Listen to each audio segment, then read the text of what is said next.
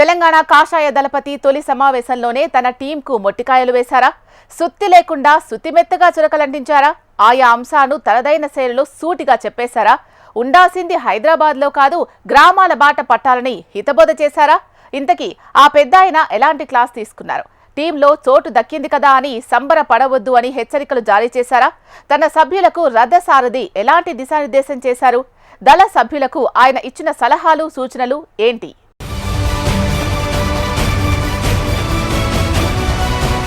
తెలంగాణ బీజేపీలో 22 మందితో రాష్ట్ర కమిటీ ఏర్పాటైంది. నూతన కార్యవర్గంతో రాష్ట్ర కార్యాలయంలో తొలిసారిగా సమావేశం నిర్వహించారు ఆ పార్టీ రాష్ట్ర అధ్యక్షుడు రామచంద్రరావు.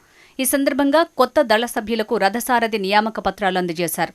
సమావేశానికి రాష్ట్ర బీజేపీ సంస్థాగత ప్రధాన కార్యదర్శి చంద్రశేఖర్ తివారీ తదితరులు పాల్గొన్నారు.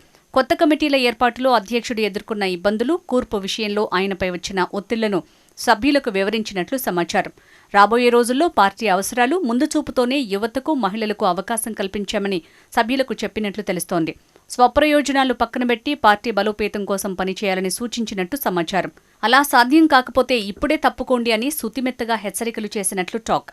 పార్టీ పదవులు పేరు పక్కన రాసుకోవడానికి కాదని, ఇప్పటివరకు తనను ఒకవైపే చూశారని, ఇక నుంచి రెండో వైపు చూస్తారని తన టీంకు సవివరంగా హితబోధ చేసినట్టు సమాచారం.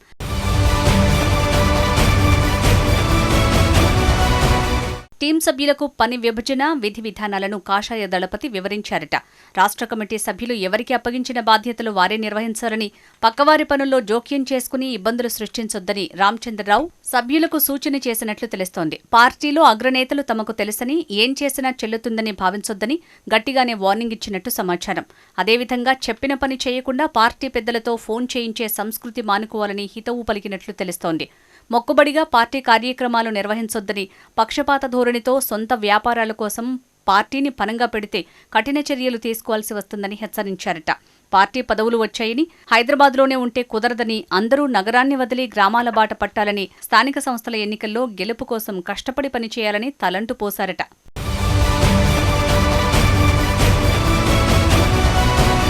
కమిటీల బాధ్యతలు స్వీకరించిన నేతలకు బీజేపీ సంస్థాగత ఇన్ఛార్జ్ చంద్రశేఖర్ తివారీ సైతం క్లాస్ పీకినట్లు తెలుస్తోంది. కమిటీలో ఎవరూ ఎక్కువ కాదు, ఎవరూ తక్కువ కాదు, అందరూ సమానమే అని, అందరూ కలిసికట్టుగా టీం వర్క్ చేయాలని హితవు పలికినట్లు సమాచారం. ప్రతి ఒక్కరూ సమన్వయంతో కలిసికట్టుగా ముందుకు వెళ్లినప్పుడే గత వైఫల్యాలను అధిగమించి లక్ష్యం దిశగా అడుగులు వేయొచ్చని వివరించారట. అదే సమయంలో పార్టీ కార్యకర్తలకు తగిన ప్రాధాన్యత ఇవ్వడంతో పాటు మర్యాద ఇవ్వాలని సీనియర్ నేతలకు చెప్పారట. పార్టీ పదవులు రానివారు తక్కువేం కాదని, వారికి ఇవ్వాల్సిన మర్యాద వారికి ఇవ్వాలని సూచించారట. మీడియా ముందు ఎవరు పడితే వాళ్లు ఇష్టం వచ్చినట్టు మాట్లాడొద్దని, పార్టీ గీత దాటితే ఉపేక్షించే ప్రసక్తే లేదని ఎన్ఆర్ఆర్ తెగేసి చెప్పారట. త్వరలో రాష్ట్రంలో జరగనున్న జూబ్లీహిల్స్ ఉప ఎన్నికతో పాటు స్థానిక సంస్థల ఎన్నికలపై కార్యవర్గ సభ్యులు చర్చించినట్లు తెలుస్తోంది. ఎమ్మెల్సీ ఎన్నికల్లో మంచి ఫలితాలను సాధించినట్లే లోకల్ బాడీ ఎన్నికల్లోనూ అంతా కలిసికట్టుగా పనిచేసి మంచి ఫలితాలు సాధించాలన్నారట. ఈ నెల 30న సాయంత్రం 6 గంటలకు మేరా దేశ్ పహలే అనే కార్యక్రమం హైటెక్స్లో నిర్వహిస్తున్నట్లు రాష్ట్ర ప్రధాన కార్యదర్శి గౌతమ్ రావు తెలిపారు. ఈ కార్యక్రమాన్ని 10,000 మందితో నిర్వహిస్తున్నట్లు ఆయన వివరించారు.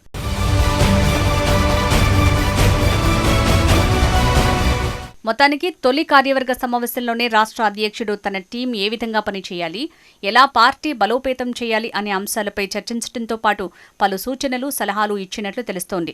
ఏదేమైనా పార్టీ అధ్యక్షుడు రామచంద్రరావు చెప్పిన హితబోధను కమిటీ సభ్యులు ఎలా స్వీకరిస్తారో, ఆయన మాటల్ని ఎలా అమలు చేస్తారో అన్నది ఆసక్తికర అంశంగా మారింది.